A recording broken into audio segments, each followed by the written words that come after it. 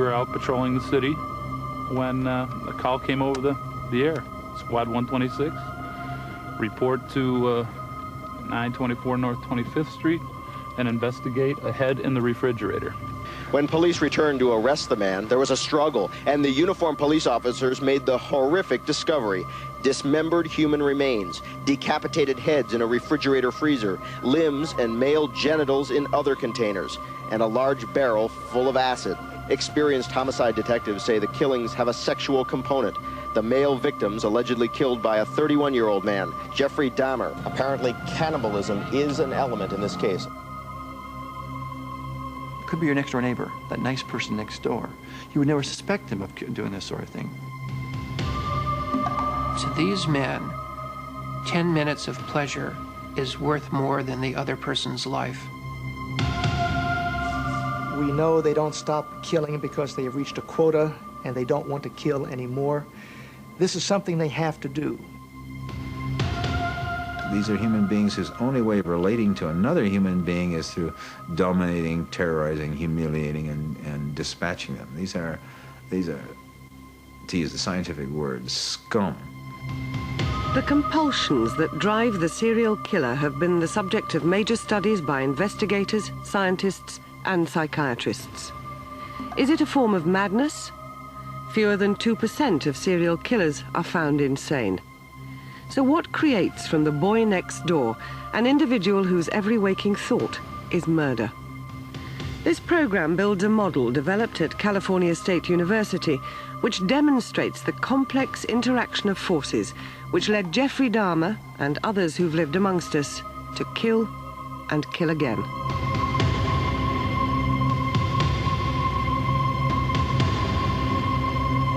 We know that everybody in the world has a capability of killing another person. Anybody can pull the trigger on a gun, poison somebody, push somebody off a cliff. We all physically can do these things, but not everybody has the capacity to kill. And that capacity is developed through a process. So I go down and make the coffee mixture with the Irish cream in it. Standard 7 pills. And drug him. Half hour later he falls asleep and I strangle him there in bed. You know, I mean, people can say, well, it was family pressures or it was outside forces or it was mental disease, but the fact is that I'm the one that did it, not just once, but time after time. Very self-destructive life. The process which made Jeffrey Dahmer a serial killer is shown in our model.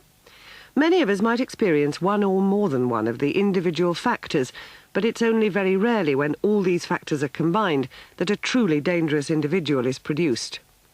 The first important factor which our model indicates is that some of us may be born with genes that predispose us towards violence.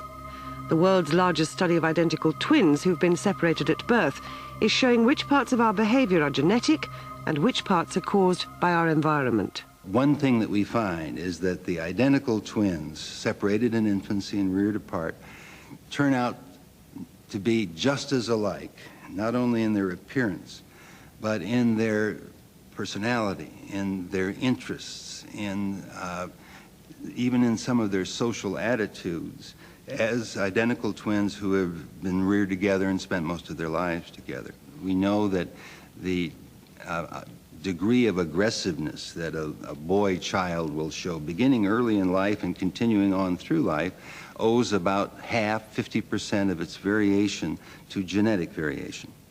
It's probably related to the level of circulating male hormone in the blood, which in turn is related to genetic factors. We know that the degree of fearfulness or fearlessness that people show also owes at least 50% of its variation to genetic factors. Genetic factors play a role, but there are other physical factors like brain damage, which can also predispose people towards violent behavior. Well, just a little neuroanatomy to begin with. Here are the front of the frontal lobes, and here are the front of the temporal lobes. And in the middle part of the temporal lobes is the hippocampus. Hippocampal gyrus is just inside there, and that is part of the so-called limbic system.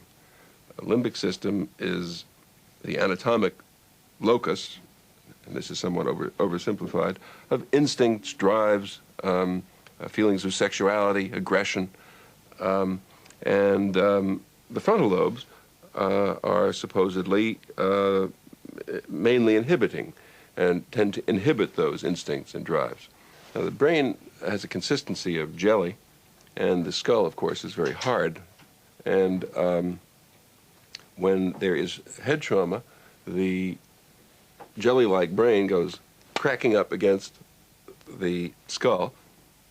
The MRI scan shows the brain. This is of a murderer who had killed 2 people in a particularly brutal fashion, having overkilled them, stabbed them 100 times each. He had been involved in a horrendous automobile accident at age 16 and had been in an intensive care unit for several weeks and had been unconscious for several days. His family said that his personality had changed somewhat and become much more explosive after that.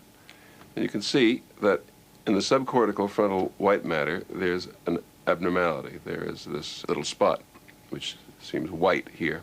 I would attribute this quite confidently to the trauma that he had sustained. He shows a lesion that's quite similar to it on the other side. And so this fellow has the equivalent of bifrontal leucotomies.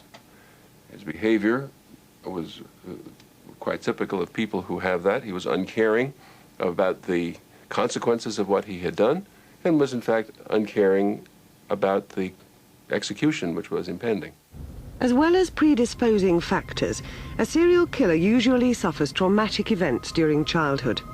Experiencing sexual and physical abuse will cause severe trauma. Other traumatic events are more commonplace.